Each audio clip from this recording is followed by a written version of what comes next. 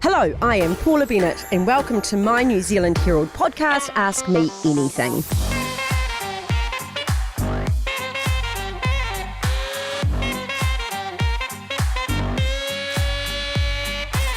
Now, one thing I've learnt in life is it's never too late to learn something new. So, on this podcast, I talk to people from all walks of life to hear about how they got to where they are and get some advice and guidance on some of life's biggest questions. On this episode, I am joined by Kiwi social media guru Sean Topham. Sean is the co-founder of UK-based creative agency Topham Guerin. He's worked on campaigns for major brands and organisations. He's also been part of successful election campaigns for the likes of Scott Morrison in Australia and Boris Johnson in the UK, and National's recent election win here. Sean is in New Zealand, so he joins me here in the studio. Hi. Hey Paula, thanks How are for ya? having me. I'm great. It's good to be here with you. Yeah, you've been in New Zealand for a little bit, haven't you? Yep, back for the last 3 months, so Nice. reacquainting myself with the country. It's been lovely to have some home-cooked meals with mum and dad too. We like that. Okay, bit of housekeeping. 2 rules for our chat. First is I am allowed to ask you anything, but you already know this, that you don't have to answer. Yeah. Because that's silence exactly on it. a podcast, is Yeah, that's the vibe we're going for. But I can give evil mother look. Yeah, I wouldn't expect anything less. And we do the no judgy zone, which is just you anyway, so you've already got that, so that's all right. Okay, quick fire questions. Who are we inviting to dinner? At the moment, it's been mum and dad, and I always sort of err on the side of having mum and dad and my sister come along to dinner. Yeah, Because I as you don't see should. enough of them. I miss them a lot That's when I'm quite over nice. in the UK. So Do a bit you sickly cook? sweet. No, absolutely not. Well, what's one of your favourite things then? Because mum will probably be listening, or dad. Who cooks? Mum does a mean pad thai and a great pork belly thing, which is really nice. She's very good. Yeah, pork belly's my go-to at the moment. Go through little stints of having a meal that you make, and it's always Exactly, and I mean the cooking thing's just not really worked for me very well for many years. But I can do a good breakfast, scrambled eggs, pancakes. Well, that's a but meal. That's a meal. So occasionally, late at night in London, if I go to the flat and I need to cook myself something, it'll be scrambled eggs. I was going to say, do you have a problem with breakfast for dinner? No, No, I don't either. Absolutely not. Whatever you feel like Cold at any pizza in the time. morning, yeah, why not? Yeah, no, I like that. Okay. We're going to get some advice from you around utilising social media and adapting to the digital age later. But first, let's get to know you a little bit better. I've got to say it was quite hard to find personal things out about you. Okay. Because, That's normally... I've got the social media on lockdown. Yeah, you've kind of locked yourself down. And we're going to talk quite a lot about Topham Guerin, but let's talk a little bit about you first. So you're living in London. Would you call yourself a Londoner? Yeah, I would. I've been there for 6 years now, so it does feel like home to me now. And why London? It was the first one we could get over to easily. But the big thing was, I remember when we first started the business, and I remember when yourself and John and Bill were in politics, you always said, New Zealanders have got to sell to the world and be on the world stage. And that was one of the reasons why we said, well, where can we go? Where's the easiest place to go? And we did a bit in Australia and then also did a bit in London and decided that it was just the place we wanted to stay at. So stuck around there, and I've got a great group of Kiwi mates who I went to high school with back here who are all over there, and we're all still friends. So we hang out a bit, and I just love it. The city is thriving. It's a really fascinating place. There's so much diversity of culture and experiences and business opportunities. So Yeah, that's cool. Yeah. So tell me about setting up the business, because you did it young, right? You haven't worked for anyone else, effectively. That's basically true. And I don't know if I had worked for someone else, it would have worked out so well. But one of the reasons was we were sort of, I was deeply involved in the Young Nats and campaigning around, and as a result, I was really interested in getting young people into our youth organisation and into politics. And social media was a great gateway to be able to do that. And I remember at times getting a bit irritated with the powers that be and the mighty National Party, thinking, gosh, we could be doing this so much better. And that was, what sort of inspired me to focus on social media and ultimately get into the business. What sort of year are we?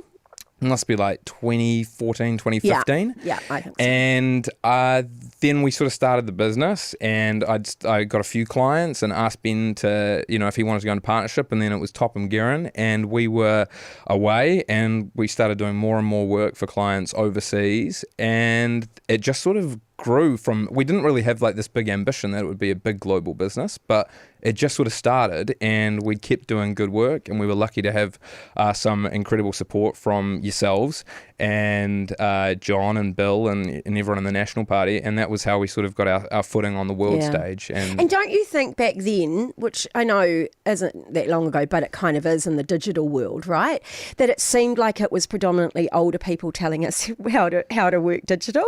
You know, so you guys actually being, because now it's quite different. You know, it is predominantly the domain of young people, but there were kind of these older people, which, you know, in the digital world, you're old now, eh? Over 30, is that old? Yeah, I guess not quite middle-aged, but so when you think about it, I always feel like when I look back at that sort of time, in the sort of 2010s, it felt like there were kind of these older 40-plussers telling us how to kind of do digital, and we're missing the mark really for how fast and it certainly looked. felt like that at times. And I remember I had a meeting, the then US Ambassador David Hebner sorted out this meeting with me and Teddy Goff, who was the digital director for the Obama campaign in 2012. Wow. And he's a young lad, and he was like, well, if you've got all these brilliant ideas for social media, you know, why can't you be the one, you know, giving the advice? Why do you have to listen to what some of these older folks have to say about it? And that really motivated me into sort of going into the rooms and talking to, you know, older, middle-aged people about how they could do social media better and differently. And I also really liked the idea that just because you were a centre-right party, you know, you couldn't do social media well. I actually thought, we had a great message, and it should resonate and does resonate with the young people that we do speak to, so why not have a good crack at it? And that was basically, I was like, I'll chuck on a hoodie and go into this meeting unshaven and whatnot, and tell these people how I think they should make videos. And sometimes it was proving it, right? And with all respect, you know, compared to other means of advertising, it was quite cheap. So you would be given shots of, run this out then, and we'll, you know, because it is a cheap forum in that respect. The barrier for entry is much lower. You know, in the past, if you had to have a whole film crew and get everyone out to make a video, now you can do it on your phone. The barrier for entry is really low. It's cheaper, and that's actually what the expectation is on social media sometimes, that sort of authenticity. Yeah, we're going to talk a bit about that because it's quite interesting. How much can you talk about your actual work? I mean, obviously you can talk about digital and you can talk a little bit about that sort of thing, but there is a limit to how much you talk about the strategy behind a campaign that you've just been involved in, because it's actually not yours to talk publicly about in some respects.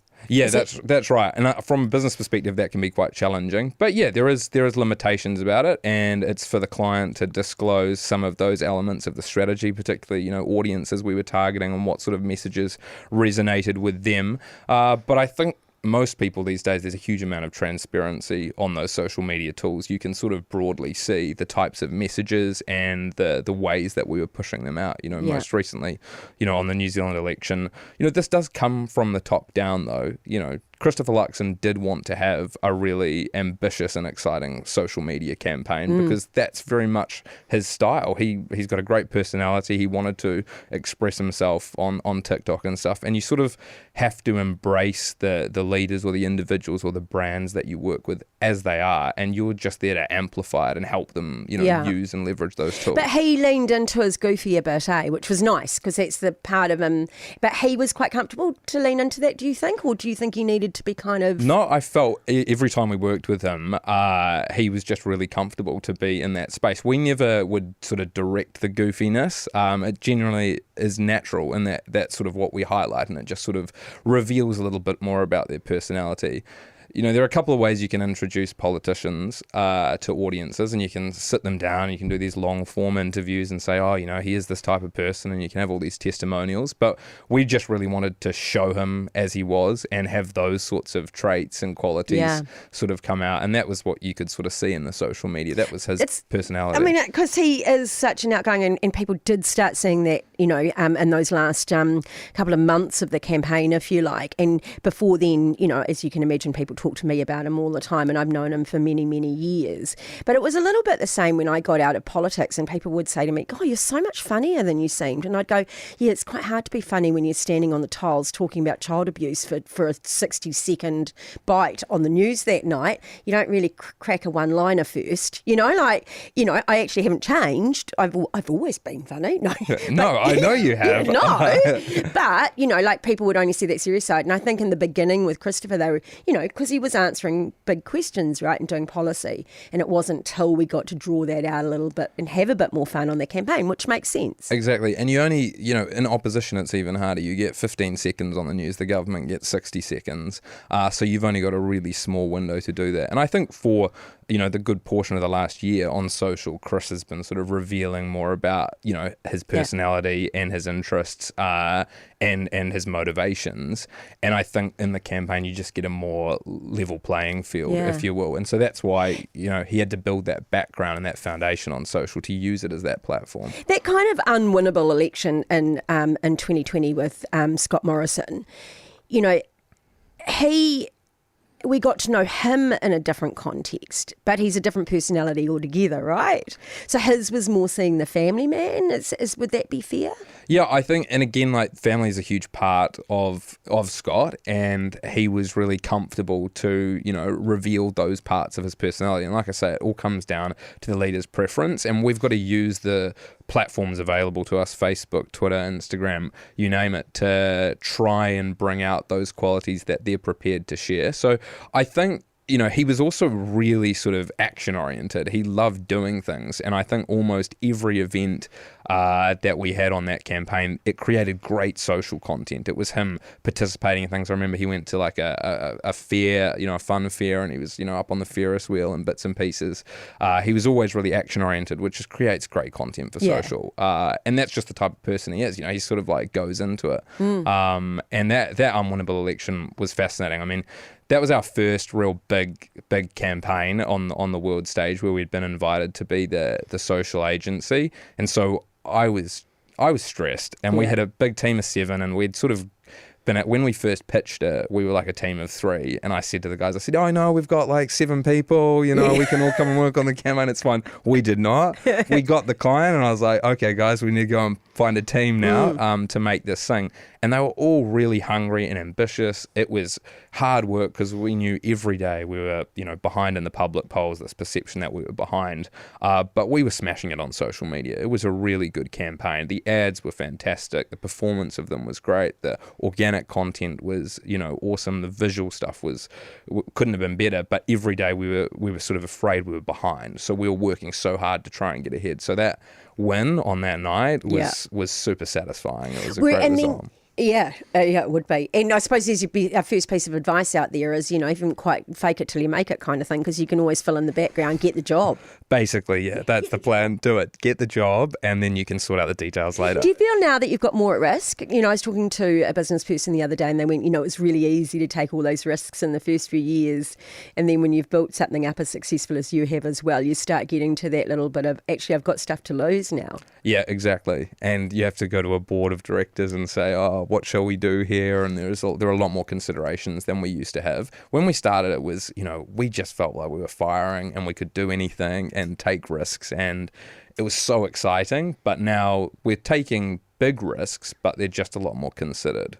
Yeah. It's still really sensible decision making to make sure the business can sustain and grow, in 3 different markets, 3 different sort of systems of operating. It's not all politics anymore. It's sort of 70% sort of commercial corporate brand work. Now, we have to do Boris Johnson, because he's a different person. And I've met Boris a few times as well. And I've met Scott Morrison, to be fair. And Boris knows his brand. Let's talk about the Boris of then, sorry. Yep. So, and he knew his brand very well. Oh.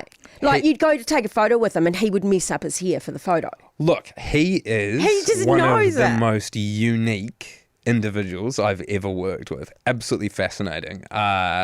You could be sitting in a meeting room with him in Downing Street, and this was, before the election, as we were sort of getting bits and pieces ready, and, the way he'd sort of furrow his brow and look at you and ask good questions, and then suddenly sort of quote, ancient Roman texts and stuff. Just the sort of intellectual rigor and fascination was something unlike any other. And I remember, probably the most notable experience with him, just to show how sort of wonderful he is. We were doing this Love Actually parody video with him.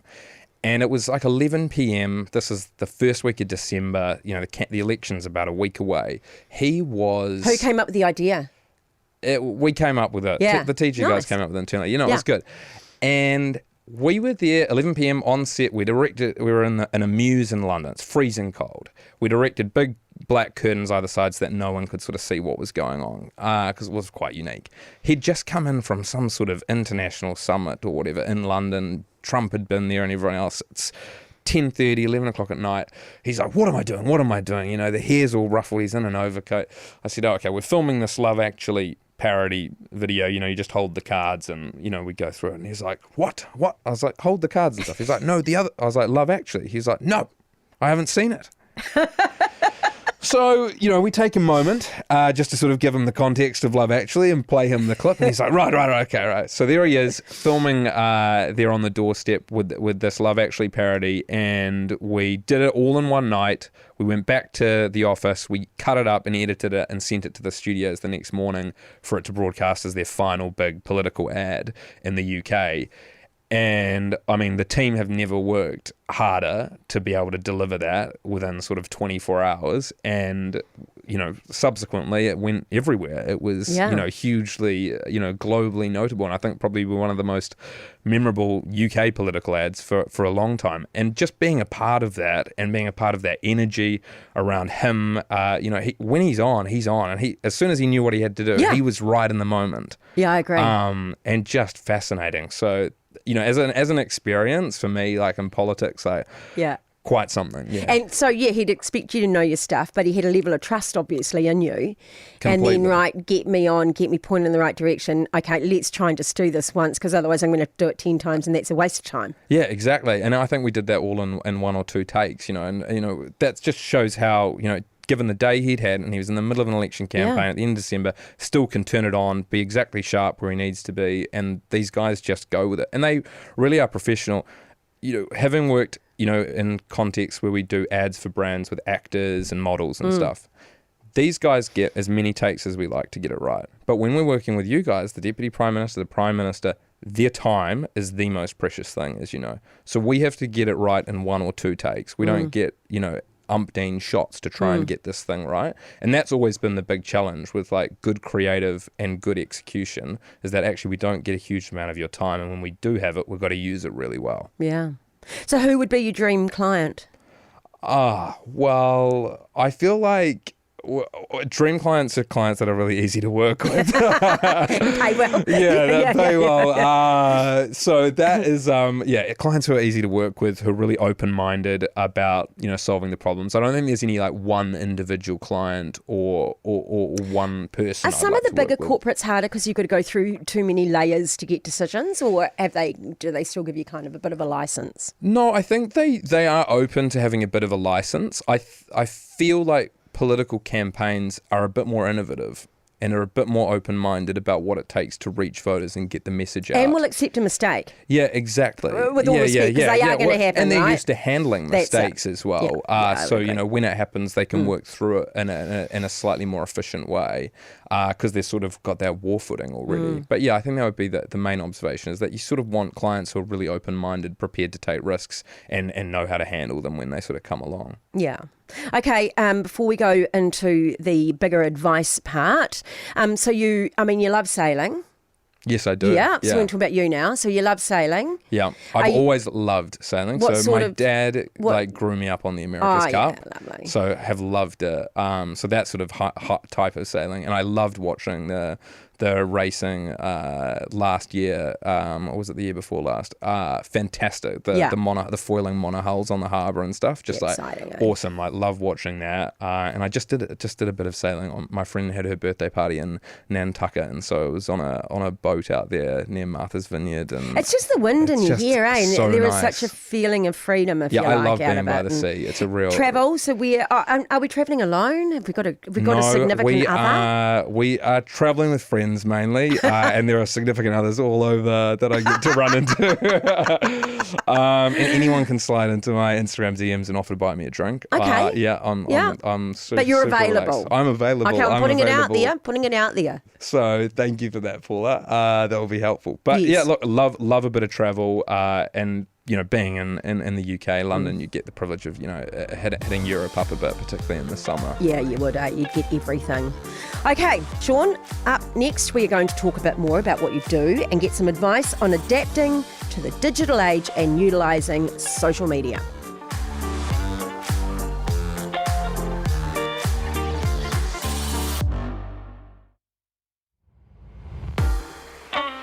Okay, I am back with Digital Campaign Whiz. Do you like that as a title? I like that. I can Sean go with that. Topham? Yeah, no, it's quite good. Our advice today is adapting to the digital age and how we can use it to our advantage. So, this whole meme content, and I still call it memes, by the way. Yeah, memes, yeah. I do. Yeah. I blame Tom Sainsbury because he taking the mickey out of me. Yeah. Paninis and memes. Yeah, paninis and memes, he would. And so I look at it and I still see that. Okay, enough. Where did your interest in that kind of content come from?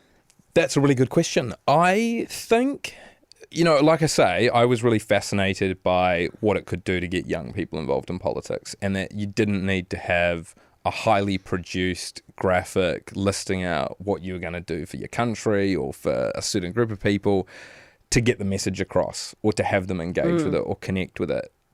And you could just use the same means that they were communicating with each other, with their friends and family, and put your political messages in that space or in that context. Too polished can look inauthentic, can't it? You can kind of go, hey, I know that you've shined this up and tried to make it all look glossy for me. Just give me the facts. Yeah, exactly. And it's also, not how I communicate with my friends and with my family. Okay. Like that's, if you have a look at those platforms and you see the type of content on there, they don't need to see a highly produced TV ad on Facebook in order to get the message across or to understand what's going on. If you had a TV ad that looked a bit shitty and was not very well produced, you'd be like, what's that? What's the point of that being on TV? Like, the medium really matters. And I felt for a long time that everyone was just sort of shoving their good high-end advertising and putting it on social media.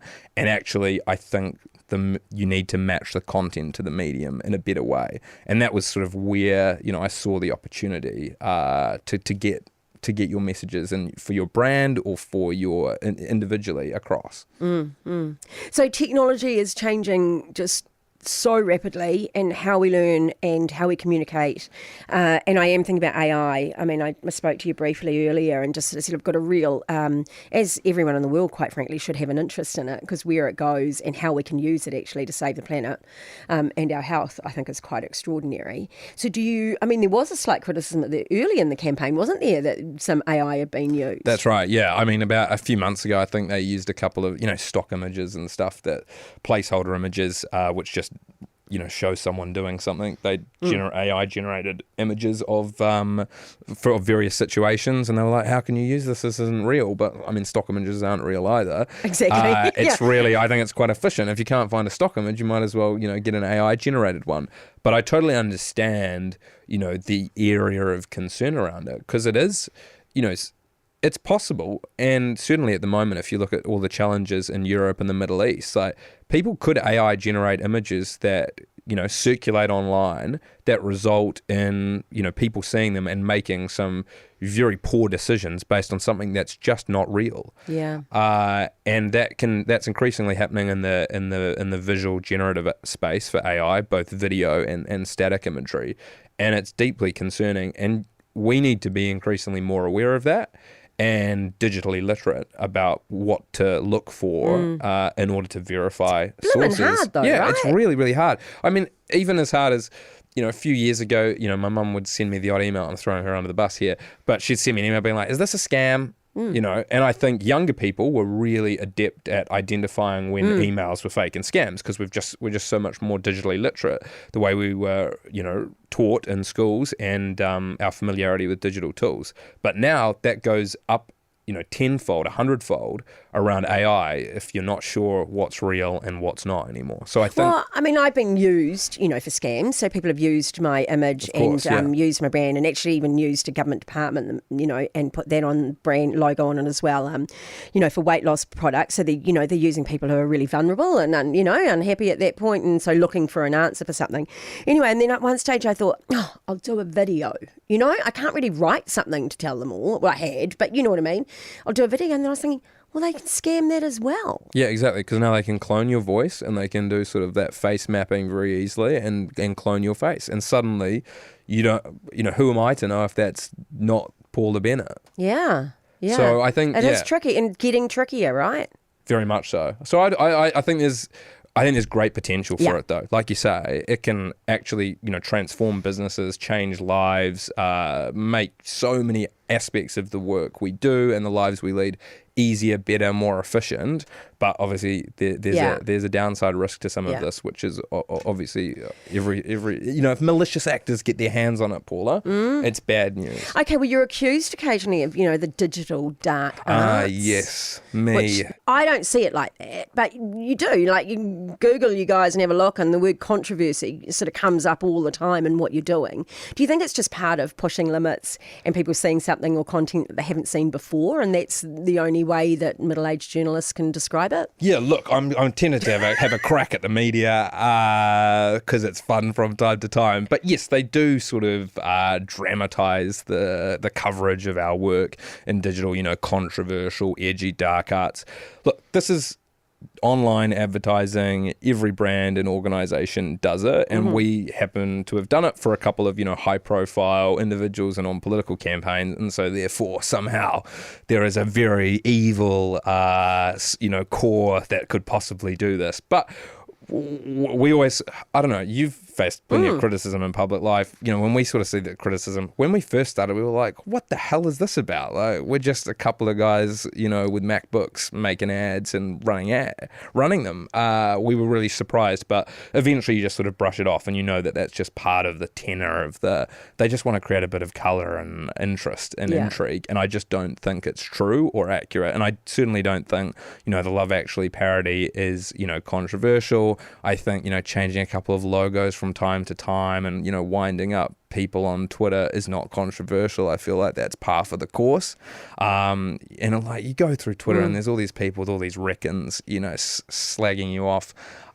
Look, they just need to take a chill pill. Yeah. It's kind of funny to read some of the reckons. You'd think that it's actually quite good for my self-esteem and my ego. They make me sound a lot better than I think I am from time to time, in cahoots with Rupert Murdoch and everyone else, stringing the world together and pulling the strings. Wow. But that's just not the case, as you know, and as my mum and dad know. Yeah, it's fun, it's edgy, it's at times a little bit risky, but it's in some respects I think what you do is even more transparent because it's out there for me to look at, right? Yeah, exactly. And make a judgment call on. And particularly I would say for anything politically, and obviously here in New Zealand, everything has an authorisation on it. Yeah, and we've not tried to, all the stuff we've done, we've never tried to hide it from anyone. It's always been for the purpose of a campaign. We've been trying to get attention. That's the whole point. So there's certainly nothing sort of dark arts or clandestine that happens around it. So we've talked quite a bit about the election campaigns and the personalities within that, but you've also done work for not-for-profits. I know you've done work for big corporations, and you even worked on the COVID comms in New Zealand and the UK. That's right. Is that right? Yeah, both, yeah. So is the approach the same for all the jobs, or is it just getting a really clear brief and going for it? Yeah, I think, we accept, a huge number of briefs. You've just listed off all of those different ones, whether they be, in business or government, small business to large corporates and not-for-profits as well. I think our philosophy has I think one thing New Zealand does really well in the creative space, and we've seen this all over the world, New Zealand advertisers are sought after in New York and London and all over the world because we're used to working on much smaller budgets in this country. And the advertisers that make a go of it here have to do incredibly creative things with such small budgets. And so I think we do better at exporting creativity than many other countries would, because in America they say your budget's 100 million, go and make the Super Bowl commercial that'll get everyone watching it. But here, you sort of got $1 million to $2 million. You need to make something that really gets everyone talking. So I think the creativity, that sort of number 8 wire mentality, has actually put New Zealand creatives in a better position to be valuable overseas. Was that even the question? What have I just the different approach to different jobs, really, which is great, which you are answering. Yeah, and so it it's is basically about that. creativity. That's what comes first. So the brief could be, as different as you can imagine, but what comes first is, who are we talking to? What do we need to say to them, and what are all the ways that we could possibly say that to them before we start working out the best one? We keep all options open on the table. I think video games are going to increasingly become a huge part of marketing and advertising. In the most recent campaign, we did a TikTok video game for tax relief where people had to get coins in a wallet. 22,000 people played that game in the last 10 days, and 350,000 people watched that game being played by users on TikTok. If you can find ways to increase interactivity and that sort of creativity with video games, I think, brands are going to enter a whole new space, a whole new world. I had a chief executive was telling me the other day that they employ a lot of young people, and they said, just wasn't getting the messaging through, I just felt we weren't communicating as well as I wanted to. And he said, so it worked out for some of them, they're such big gamers, that I message them via the game. Yeah. And he said, and it was easy. I'd get responses, I'd get them right back. They understood that better than anything. Yeah, exactly. I mean, one thing we were going to do in the campaign that we didn't do, so like a scoop, but not really, we were going to try and get Chris on Twitch, which is like where the gamers all sort of interact and play games, and that's their sort of online social community. So we're going to get him on Twitch for a bit. I mean, there's still time. Maybe as Prime Minister, he'll be the first PM on Twitch. But, it's a really important, constituency, community space to talk to people where they are and in the same way that they're operating. So what's next? I mean, so we're talking a lot at the moment about X, Twitter going and being out, and it certainly is getting loose. I don't think it's down and out. I wouldn't count out Elon Musk, would you? Well, I still find I get instant news. Yes. Right? So I was in an earthquake the other day, which turned out to be very small, but it was a jolt. Right, we were all watching. Yeah. It was a real jolt. I believe you. Thank you. And so then, of course, what I wanted to know was what number was it? Now, I could have gone on, but I'm on my phone watching the rugby. So I was just like, Twitter will tell me straight away. Someone on Twitter will tell me, and it did. So I find it good for that, I think it'll stick around. I think Elon's done some, interesting things with the platform so far. Not everyone's a fan, but it's definitely got a good user base. They're pretty active for instant news and breaking events and that sort of coverage. I think it'll be quite useful. It remains to be seen. The jury's out. Okay, so I've never looked at TikTok. Okay, well, you're going to have to be on TikTok. Do I? You would be great on TikTok too.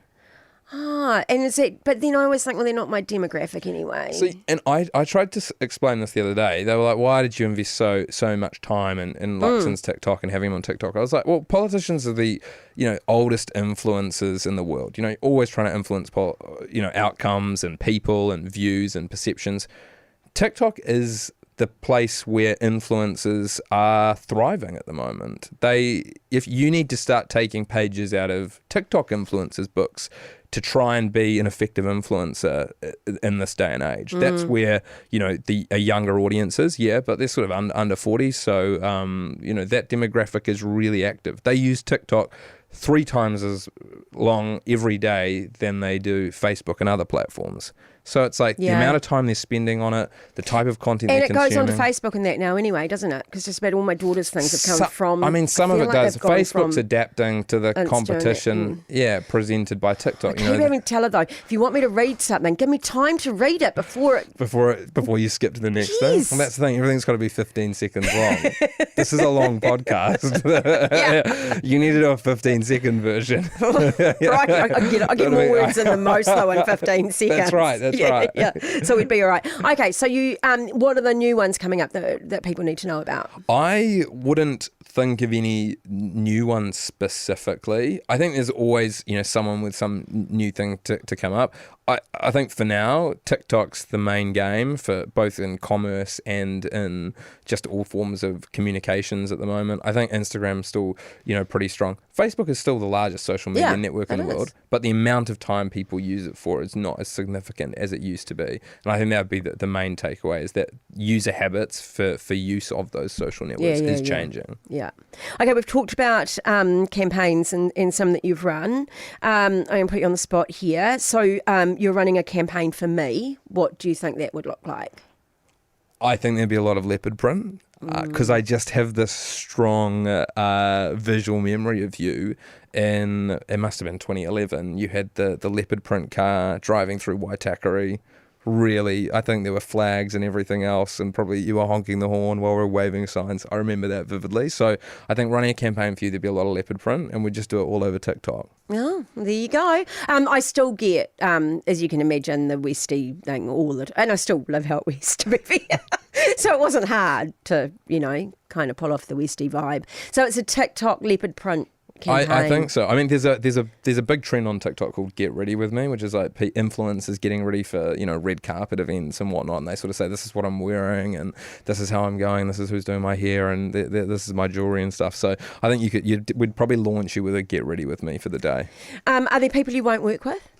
Or companies are you guys a bit, do you and Ben kind of pick a bit and... Yeah, I think, look, we're always really conscious. We've got a big team now and we want them to be excited and motivated by the clients that we work with. So we are really sort of conscious of making good decisions about who we work with, both for we want, like I say, good clients, long-term partnerships. We want to get results for them. So we are a bit sensible about that. There are obviously some people that we, would question if they approached us about working with us. Yeah. So that viral success could you do it regardless of who it is or what company? I will say yes. It's really, you should. Yes, absolutely. I back ourselves to be able to do that. It's hard, and you've got to get the client into the right place and you've got to understand them really well to be able to do that. It's a really challenging mix. Everyone sort of comes to you like, make me viral. And it's like, it's not as easy as that. We need to work with you to really get a groove going. Do you ever have concerns around sort of privacy and people's privacy? And I know you don't do it with your political campaigns in particular, but there is a limit to what people want to share, right? Yeah, absolutely. And so do you get concerns about how much they should share, or advise them on also avoiding some of the hate afterwards? Yeah, I think the latter is a really important point, because social media gives everyone a platform to, have a crack. And for lots of organizations, brands, businesses, even not-for-profits, they cop a fair bit of flack on social media, and they're just putting their heads up to do some really decent marketing or advertising for their cause, their campaign, or their business. And you kind of have to... In politics, you learn to roll with it, probably a little too easily, quite frankly. And in business in those areas, they're not as used to it and not as comfortable as rolling with it. And so it's more, one of our good experiences from politics is that we can help them handle the hate a little bit better than they otherwise would. But it is really unkind. I mean, you've seen plenty of your fair share, and you just don't know why these people just spew this crap and want to make you feel like that when you're just trying to do good by your organization or your cause. So yeah, I think we are really mindful about, coaching people around the hate on social media, because we want people to keep using it. We want people to keep talking about what it is that matters to them on social media. And the worst thing that would happen would be everyone says, all right, well, we're going to pack up and not do that anymore because the hate's too much. So it's sort of about finding that balance. Yeah, you do have to keep... Yeah. And on the privacy stuff, it's increasingly, a big concern for lots of people about what's revealed and what's not and to whom and how. So, yeah, it's a big consideration. I take breaks now because I can, right? Yeah. I just don't feel the same sense of responsibility to be putting myself out there. But I put a tweet out last week that just sort of went, everyone just breathe for a while. We've got a few weeks to go to a no. Let's just all take a little bit of time and it'll be okay, however we get there. And I tell you what I got back was just like, whoo! Mind you, I did quite like one. It was like, you've always been awful, but now you look like a middle-aged, weird punk rocker. Try hard. Charming. I was like... they put a bit of effort into that. They one, really at thought that least. through. Yeah. It's just amazing. There's these people who sit at these keyboards and think, I'm going to really send her a message, But it's stuck with her. Look, they've just got more airtime, more publicity. Yeah. So what's the piece of advice that you give to a business online that they shouldn't do? That's tough. What shouldn't they do? I mean, they shouldn't take the they shouldn't worry about the hate. Yeah. Just roll on, keep charging forward. It's so the first time, the second time it can be a little disheartening, but once you pass the third one, you just keep going. Yeah. And I think there's more opportunities on the upside for you if you just keep going. Know your message. Know your message big and time. Really simplify it. Yeah. Is that it must be because Exactly. you don't have time to do a 45-minute podcast. Yeah, like we exactly. Don't overthink it. Know your message, know what you want to say, and get it out in as fewer words or even with a great visual. As quickly as possible, and keep hammering it as much as you can because that feed goes through so quickly. You scroll so quickly. We call it, one thing we try and do a lot is thumb stopping content, which is you've got to get them to stop. Yeah. Because if they just keep scrolling past that message, even how well thought it was, doesn't matter, it won't get through. Do you think we as a society, though, now are also getting more into enjoying stories more than we used to? And podcasting is a great example of it, right? I think it's a fantastic example. Fantastic, because sometimes we crave something a little bit longer and a little bit more in depth that we can then form our own opinion on. So, I sort of feel like, in the last, probably since COVID, really, we've all been going, well, I don't just want to watch TV or, whatever's on those forums. I'd quite like to listen to something or watch something that's actually a bit more in depth and got a bit more. Completely agree. I think there's there's been obviously huge growth in podcasts and stuff, and people have found podcasters that they like, and they've sort of developed communities of their own. I think there's even social media networks that sit around specific issues. There's one a fishing one. You'd probably quite like that. Absolutely. That's one but there's I think there's 11 or 15 million people around the world who are just very active on that network. Like I mentioned, Twitch, for video gamers, streaming games and stuff. Those are their places, and you can spend a lot more time in those spaces consuming content and material because it's right in your wheelhouse, right in your interest. So I think there is two modes to it. We sort of want to quick across the top on social media, but when we're in our spaces that we want to be in, we want to listen and get a bit more depth to it. Yeah, absolutely.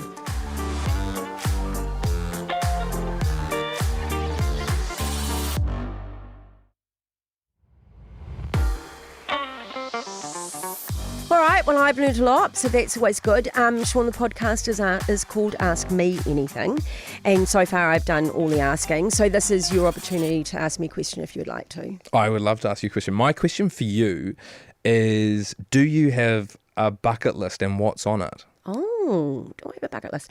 I kind of do, but my bucket list also depends on how much time and money I've got. You know what I mean? Yeah, I know. Do we not all just have that dream of 3 months? I'm just going to go and, for me, I probably would explore America. I love America. And because I think you get so much in that country, and actually 3 months wouldn't be that long.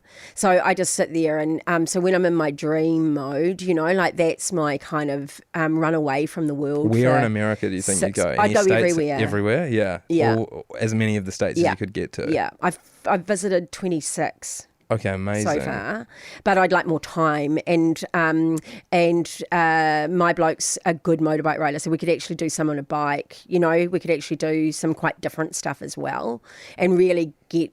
I also even just think about going to a small town and just living there for 2 months. Yeah, having some moonshine and Yeah. kicking back. You know, yeah. like actually getting to know a few people and not be me. Does that make sense? Yeah, you know, that like makes sense. actually just have that anonymity would be kind of fun. So that's sort of on the list. But then I go, oh, well, we don't have 3 months. We could try and find you 3 months. Yeah.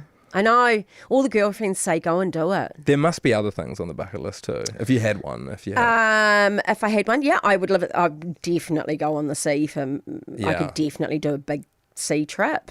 That would definitely be on the bucket list. Most of what I do though now is people orientated, and a bit like you were saying with your mum and dad and your sister. Actually, my joy is spending time with my mother, and you know, and I think that's I know. It sounds ridiculous, but it feels like a luxury because it's not a luxury I had when I was in politics. And so having this time to connect and spend that time and actually take it slower is, you know, probably the highest on my bucket list. You know, that time with friends, because when you've had 15 years I had of always being on, phone always being on, you know, ready to react to the next disaster. So time is that luxury and probably what's most on my bucket list. Yeah, I completely agree. One day I'd just love to throw my phone into a body of water and not have to get another notification. Yeah. It's hard. How long would you last though?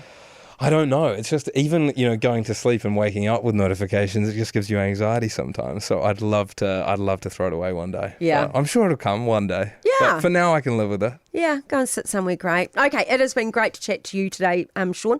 If people want more, where do they go and find you? LinkedIn, Sean Topham, or they can, you know, add me on Instagram, Sean Topham on Instagram as well. Yeah. Yeah. Yeah. They'll get obviously a lot more business professional stuff Yeah. on LinkedIn and you know, some random photos on Instagram. No shirtless pics though. Okay, and that's it for another episode of Ask Me Anything. You can get in touch with me by emailing askpaula@nzherald.co.nz. Please feel free to send me through your questions for the podcast, for any thoughts you have.